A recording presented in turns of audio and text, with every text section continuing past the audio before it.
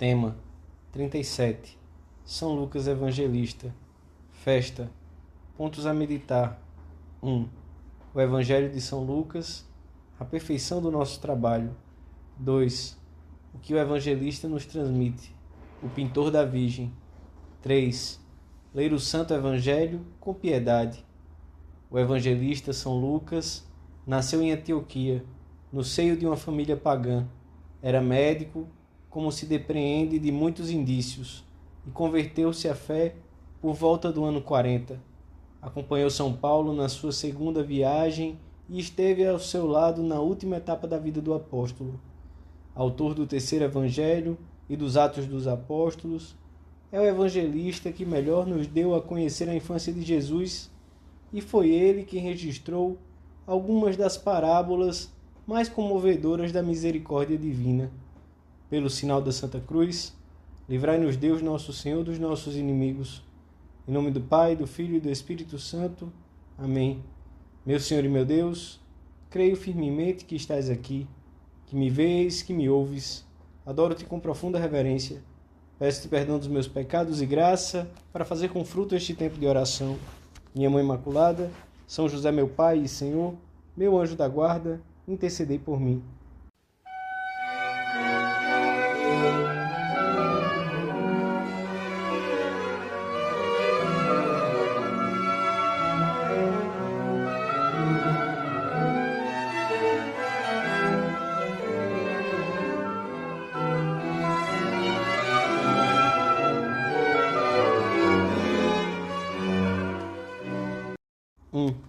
Como são belos sobre os montes os passos daquele que anuncia a paz, trazendo a boa nova e proclamando a salvação. Temos que agradecer hoje a São Lucas, que seja para nós um bom mensageiro que anuncia a paz, que traz a boa nova, pois foi um fiel instrumento nas mãos do Espírito Santo. Transmitiu-nos um maravilhoso evangelho e a história da primitiva cristandade nos Atos dos Apóstolos, movido pela graça da inspiração divina, mas também mediante o esforço humano de um trabalho bem feito, pois a ajuda de Deus não suplanta o empenho humano. Ele mesmo nos diz que redigiu a sua obra depois de ter investigado diligentemente tudo desde o princípio, que o fez de forma ordenada, não de qualquer maneira. Isto significa que procurou cuidadosamente fontes de primeira mão, muito provavelmente a Virgem, os apóstolos, e até as pessoas que ainda viviam e que foram protagonistas dos milagres, acontecimentos e relatos. Sublinha expressamente que registra essas notícias como nolas referiram os que desde o princípio foram testemunhas oculares. O seu próprio estilo literário, assim o faz notar São Jerônimo, indica como eram seguras as fontes de que se nutriu. Graças a esse esforço e a sua correspondência às graças que recebeu do Espírito Santo, hoje podemos ler maravilhados as narrativas da infância de Jesus, algumas belíssimas parábolas que apenas ele registra, como a do filho pródigo, a do bom samaritano, a do administrador infiel, a do pobre Lázaro. Também é de São Lucas o relato da aparição do Senhor ressuscitado aos 2 discípulos de Emaús, um relato cheio de finura e acabado nos seus menores detalhes. Nenhum dos evangelistas nos mostra a misericórdia divina para com os mais necessitados como faz São Lucas.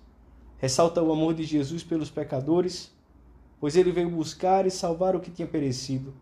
Relata o perdão à mulher pecadora, a refeição na casa de um pecador como Zaqueu, o olhar de Jesus que transforma o coração de Pedro depois das negações, a promessa do reino ao ladrão arrependido, a oração pelos que insultam e crucificam o Senhor no Calvário, as mulheres e o empenho de Jesus por devolver-lhes a sua dignidade, pouco considerada naquele tempo, ocupam um lugar muito importante no seu evangelho.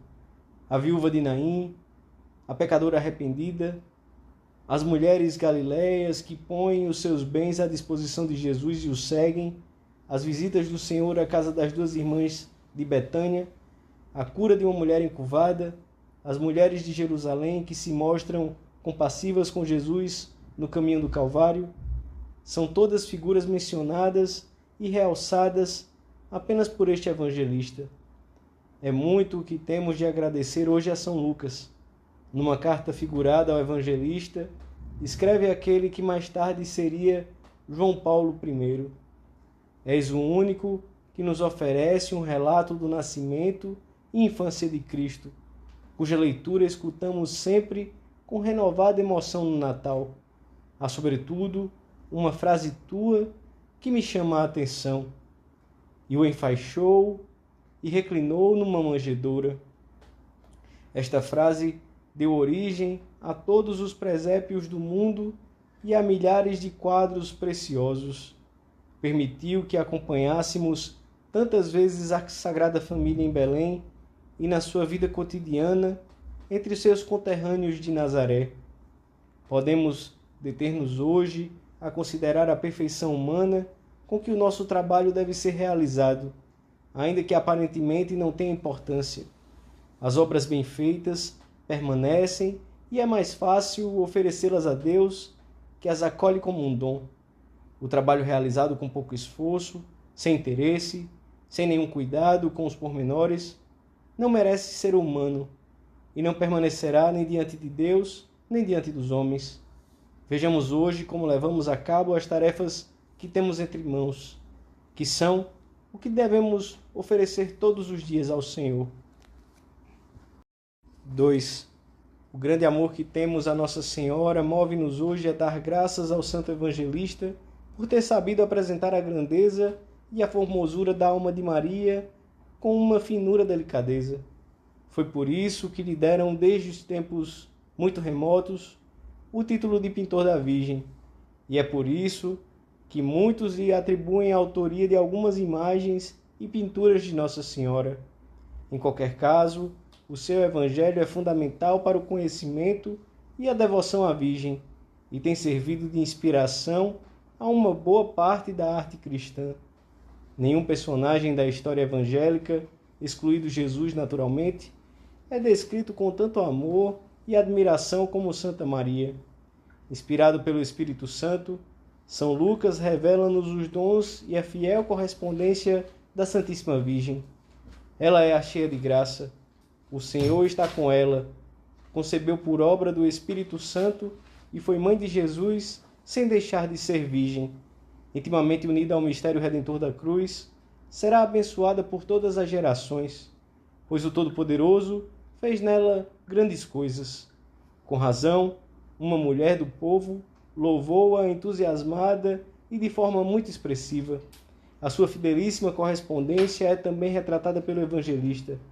Recebe com humildade o anúncio do arcanjo sobre a sua dignidade de Mãe de Deus. Aceita redidamente os planos divinos. Apressa-se a ajudar os outros. Por 2 vezes, vemo-la ponderar as coisas no seu coração. São conhecimentos que apenas Nossa Senhora pôde ter transmitido ao evangelista, em momentos em que lhe abriu a sua intimidade. Neste caminho das coisas bem feitas, acabadas com perfeição, peçamos a São Lucas que saibamos dar a conhecer à nossa volta a devoção à Virgem, a riqueza quase infinita da sua alma, como ele o fez. 3. Honremos a memória de São Lucas, contemplando a atraente e alentadora figura do Salvador que ele nos apresenta. E peçamos-lhe, ao lermos e meditarmos os Atos dos Apóstolos, o Evangelho do Espírito Santo, como foi chamado, a alegria e o espírito apostólico dos nossos primeiros irmãos na fé. Segundo o antigo costume cristão, quando alguém se encontrava no aperto ou abraços com uma dúvida, abria o Evangelho e lia o primeiro versículo que lhe caísse debaixo dos olhos. Muitas vezes não encontrava a resposta adequada, mas sempre encontrava paz e serenidade. Tinha entrado em contato com Jesus. Saía dele uma virtude que curava todos. Comenta em certa ocasião o evangelista. E essa virtude continua a sair de Jesus sempre que entramos em contato com ele. A obra de São Lucas, inspirada por Deus, ensina-nos a cultivar uma relação direta com o Senhor. Anima-nos a recorrer frequentemente à sua misericórdia, a tratá-lo como um amigo fiel que deu sua vida por nós. Ao mesmo tempo, permite-nos entrar em cheio no mistério de Jesus, especialmente hoje que circulam tantas e tão confusas ideias sobre o tema mais transcendente para toda a humanidade desde há 20 séculos. Jesus Cristo, Filho de Deus, pedra angular, fundamento de todos os homens. Nenhum livro tem a virtude de aproximar-nos tanto de Deus como os que foram escritos sob a própria inspiração divina. Por isso, devemos aprender no Santo Evangelho o eminente conhecimento de Jesus Cristo, como dizia São Paulo aos Filipenses, pois desconhecer a Escritura é desconhecer Cristo. O Evangelho deve ser o primeiro livro do cristão, porque nos é imprescindível conhecer Jesus Cristo. Temos de lê-lo e contemplá-lo até sabermos de cor todos os traços da figura do Senhor. Quando abrires o Santo Evangelho, pensa que não só deves saber, mas viver o que ali se narra, obras e ditos de Cristo.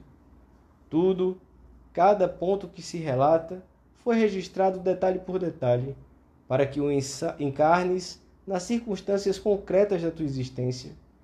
O Senhor chamou-nos, a nós católicos, para que o seguíssemos de perto. E nesse texto santo encontras a vida de Jesus, mas além disso, deves encontrar a tua própria vida. Aprenderás a perguntar tu também, como um apóstolo, cheio de amor: Senhor, que queres que eu te faça? A vontade de Deus. Ouvirás na tua alma de modo terminante.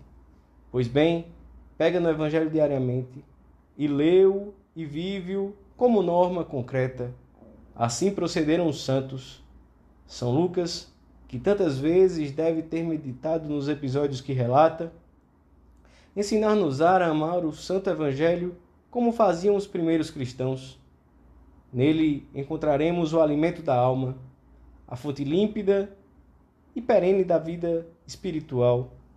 Dou-te graças, meu Deus, pelos bons propósitos, afetos e inspirações que me comunicaste nesta meditação.